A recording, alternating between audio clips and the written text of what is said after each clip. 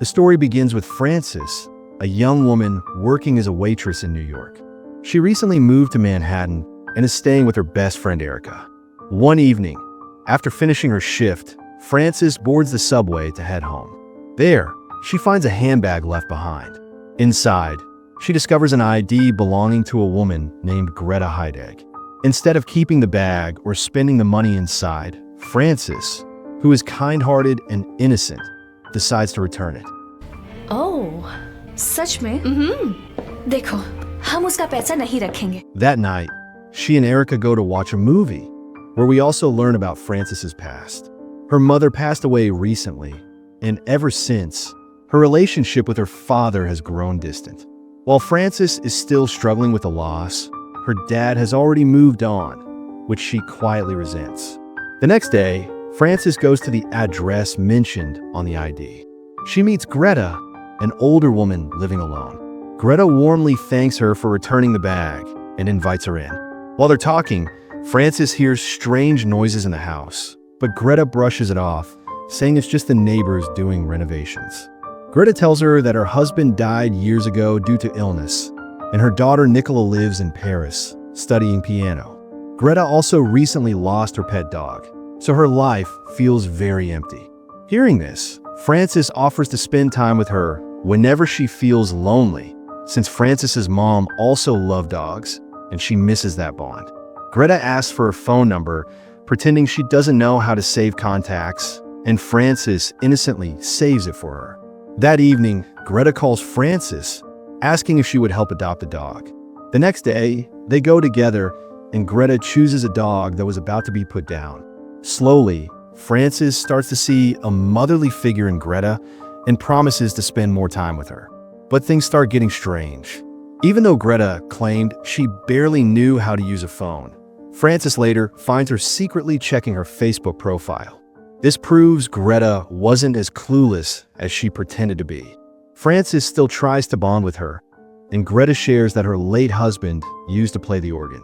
But when Frances's friend Erica invites her to a party, Frances declines, saying she has dinner at Greta's place.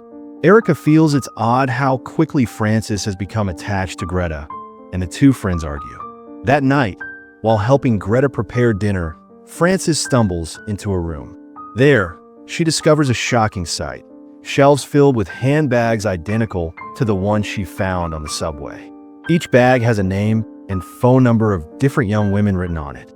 This makes it clear that Greta had been deliberately planting these bags as traps to lure girls into her life. Horrified, Frances realizes she has fallen into Greta's web. She somehow manages to compose herself, returns to the dinner table without revealing her fear, and then excuses herself by pretending she feels sick, leaving the house in a hurry. थोड़ा ठीक नहीं लग रहा. आराम करना चाहती हो? नहीं, मुझे घर जाना है. Frances rushes home and tells Erica everything she discovered, but Erica finds it hard to believe. How could someone actually do such a thing?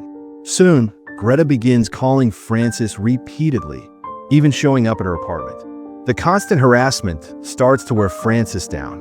Greta even goes to the restaurant where Frances works, forcing Frances to face her. There, Frances firmly tells her never to come back and that she doesn't want to see her again. But Greta doesn't stop. One day, while Frances is serving drinks, she notices Greta standing outside the restaurant, staring directly at her. Greta calls her name, but when Frances seeks help, the police say there's nothing they can do. Greta isn't breaking the law by just standing silently in a public place. The officer simply advises Frances to stay strong. That night, Frances leaves work and finds Greta gone. She heads for the subway, only to spot Greta again, following her. Greta tries to stalk her on the train, but Frances manages to escape in time. When she finally reaches home, Greta is waiting outside. She pretends to apologize, but when Frances refuses to forgive her, Greta spits gum into her hair in anger before storming off. Horrified, Frances and Erica go to the police station to request a restraining order. But the officer explains it could take months, leaving Frances with no real protection. Worried about the dog they helped Greta adopt, Frances visits Greta's house to check. There, she finds letters Greta had supposedly sent to her daughter Nicola. But instead of the Paris address, the envelopes were addressed to Brooklyn, and since they were undeliverable, they had been returned. Frances is stunned. Why would Greta send letters to Brooklyn if her daughter was supposed to be in Paris? Suspicious, Frances tries contacting the Brooklyn address and leaves a message. That same night, while Erica is out at a party, Frances receives photos from Greta, pictures of Erica at that very party. It was proof Greta was nearby, stalking Erica too. Frances immediately calls her friend and warns her to run. Erica narrowly manages to escape Greta's watchful eyes. Soon after, Frances receives a call from a woman named Alexa who wants to meet. When they meet, Alexa reveals disturbing truths. Nicola never went to Paris. She had actually been in rehab, where Alexa was her counselor. In fact, Alexa and Nicola were in a relationship for 6 years. Tragically, Nicola took her own life 4 years ago. Frances is shocked. Greta had been lying all along, pretending to still talk to her daughter on the phone. That same night, Frances gets a call from her father, who has learned everything from Erica and is worried about her. But before they can talk much, Frances's manager interrupts, and she hangs up. To her shock, Greta is at the restaurant again, watching her. Greta orders a glass of wine, but after taking a sip, spits it out and causes a huge scene. Police arrive and take her away, finally giving Frances a small sense of relief. The next day, however, Frances learns Greta has already been released. With no way out, Erica suggests a risky plan. Frances should lie to Greta, pretend to forgive her, and say she's going away for a while. By the time she comes back, maybe Greta will have moved on. Desperate for peace, Frances agrees. She visits Greta, tells her the lie, and Greta seems to believe it. But as soon as Frances returns home, things take a dark turn. Erica isn't there. Frances makes herself some coffee, but after drinking it, she feels dizzy and collapses. As her vision blurs, she sees Greta standing over her. Greta had never believed her lies. She had poisoned Frances's drink, knocking her unconscious. Just as panic takes over, and Frances suddenly opens her eyes in her own apartment, with Erica by her side. As Frances dreams, she imagines her dad arriving to take her away. She packs her things and steps into the building's elevator. But suddenly the lights flicker and the lift jerks violently. Terrified, she screams, only to wake up again. This time, she realizes the truth. It was all just a dream. She's still trapped inside Greta's house, locked in a wooden box. Greta drags her out and forces her into a hidden room behind the piano, a secret chamber where Greta used to play music. Inside, Frances finds another girl's ID card, proving she wasn't Greta's first victim. Meanwhile, Greta covers her tracks. She uses Frances's phone to send fake messages and photos to her dad and to Erica, making them believe Frances is away on holiday. Weeks pass with no sign of Frances, until her father grows desperate and hires a private detective to investigate Greta. Back in Greta's house, Frances continues to suffer. One day, Greta tries to force her to bake cookies. Frances seizes the chance and attacks her,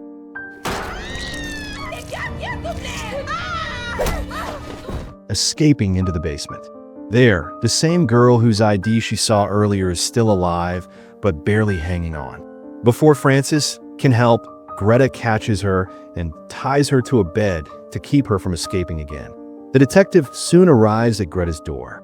When he questions her, Greta pretends she hasn't seen Frances in a long time. But while he's inside, he hears faint noises. Suspecting something, he notices objects shifting near the piano and realizes there must be a hidden space behind it. Just as he's about to check, Greta injects him with poison from behind, killing him instantly. With the detective gone, Greta sets out to trap her next victim. She leaves another handbag on the subway, just like before. A young woman picks it up and comes to Greta's home to return it. Greta welcomes her warmly and secretly drugs her tea. Frances, still locked away, hears the voices and realizes what's happening. Greta feeds her usual lie about the neighbors making noise, but this time, something different happens. The woman who picked up the bag isn't a stranger. It's Erica, Frances's best friend.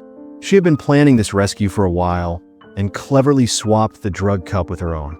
When Greta collapses, Erica searches the house and finds the hidden door behind the piano. There, she finally discovers Francis and sets her free. As they try to escape, Greta recovers and attacks them. But this time, Francis and Erica fight back together. After a brutal struggle, they manage to lock Greta inside the same box she once used to trap her victims. The movie ends with Greta pounding on the inside of the box, and the camera lingers on the lock starting to loosen, hinting that the danger may not be over. Don't forget to like this video and subscribe to our channel. Thanks for watching.